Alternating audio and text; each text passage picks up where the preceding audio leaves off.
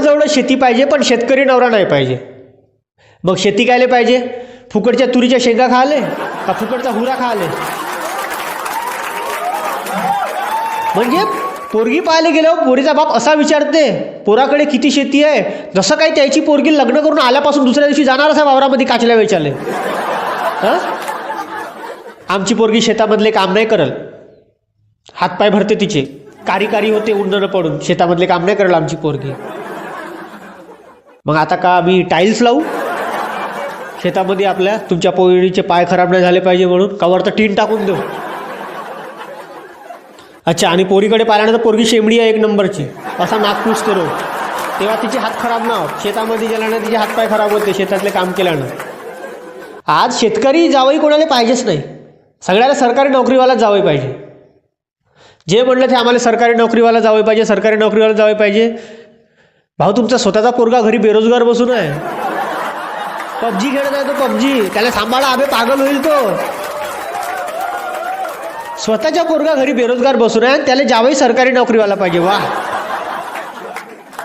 उद्या तुमच्या पोराचे लग्न होईल तेव्हा का करा, त्याला लागत ना सरकारी नोकरीवाला जावई, सरकारी नोकरीवाला जावई, सरकारी नोकरीवाला जावई. अबे का जनते रोजच्या रोज सरकारी नोकरी बरं. आणि थाई पोरी सरकारी नोकरीवाला नवरा पाहिजे म्हणते, ज्याला MPSC आणि MSCIT मधला फरक समजत नाही. त्यांच्यासाठी MPSC आणि MSCIT सारखंच आहे. ज्याच्या टुचूक 4 ऑप्शन सिलेक्ट करायचे, 5 झाला. आणि पाहावे तुमच्यापैकी जर कोणी सरकारी नोकरीवर असेल ना तर जास्त चिलचिल करायचं नाही, समजला का आमच्याजवळ येऊन. कारण की आम्ही आहो बेरोजगार माणूस, दिमाग घुमून राहते, कधी एक ठोपकारात उलटी बसून जाईल काही सांगता नाही येत. जरुरी नाही आपल्या सरकारी नोकरीला शो ऑफ करणं, जेतं म्हणलं तेतं आमच्या घरी येऊन, सरकारी नोकरीला आमच्या घरी येऊन चालला, काकाजी मला सरकारी नोकरी लागली घ्या पेढे. त्यानंतर काय होते ते तुम्हाला माहीत आहे, ते आम्हाला माहीत आहे. तुम्ही गेल्यानंतर पाहतो देशमुखचा पोरगा सरकारी नोकरीला आणि आपला पोरगा घरी राहून नुसता TV पाहत राहते. आम्ही काय तुमचा राग नाही करत सरकारी नोकरीवाल्याचा, आम्ही फक्त नफरत करतो, नफरत. कारण की पहिलीपासून ज्या पोरीवर आम्ही प्रेम केलं त्या पोरीला येऊन तुमच्यासारखा सरकारी नोकरीवालाच घेऊन जाते.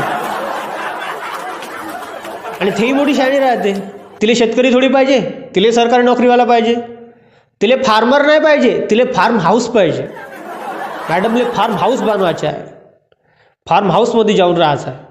लहानपणी स्वतःच्या घरी मस्त थेंब पाणी गडे ते नाही दिसत, तिले फार्म हाऊस पाहिजे.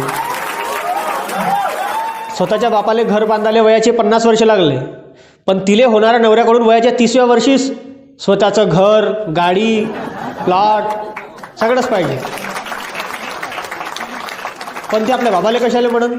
कारण की तिच्यासाठी माय डॅड इज माय हिरो आहे आणि आमचा बाप आमच्यासाठी अमरीश पुरी. कारण की प्रेम फक्त तेच करते आपल्या बाबावर, आम्ही थोडी करतो. ते पापाची परी आहे आणि आम्ही पापाचं घुबड.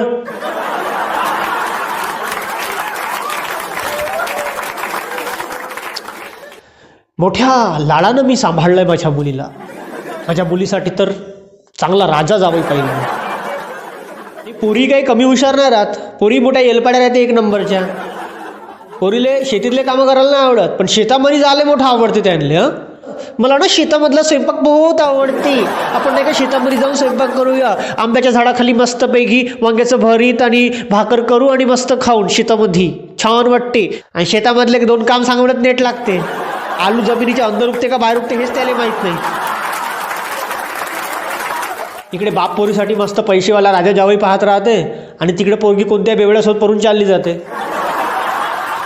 बापाचं तर सगळं साम्राज्यच लुटून गेलं. तुम्हाला जर मुलगी द्यायची नसेल तर नको द्या, पण आम्हाला शेतकऱ्याच्या घरी मुलगी द्यायचीच नाही असं म्हणून शेतकऱ्याचा अपमान नको करा.